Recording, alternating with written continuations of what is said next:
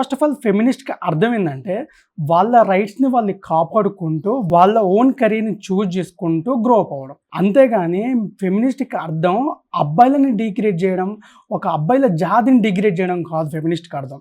So, ఈ పాపకి అది తెలీదు. ఫెమినిస్ట్ అని వడబెట్టుకొని చాలామంది అమ్మాయిలు, లేడీస్ ఈ మధ్య కాలంలో కొంచెం ఒక స్టెప్ ముందుకేస్తారు. వాళ్ళంతట వాళ్ళు ఒక బౌండరీ క్రియేట్ చేసుకొని, సో నేను ఇందులోనే ఉండాలి, ఎవరి మీద డిపెండ్ అవ్వకూడదు, నాలా నేను బతకాలనుకున్న వాళ్ళు, అలాంటి వాళ్ళ కోసం ఒక ఫెమినిస్ట్ అనే వర్డ్ ఒక పర్ఫెక్ట్‌గా సూట్ అయితది.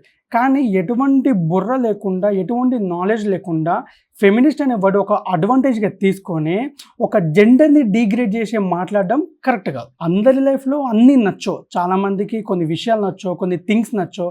ఈవెన్ అబ్బాయిలలో కూడా నాకు అమ్మాయిలంటే ఇష్టం ఉండదని అంటారు. కొన్ని సిట్యుయేషన్స్ ఫేస్ చేసిన తర్వాత.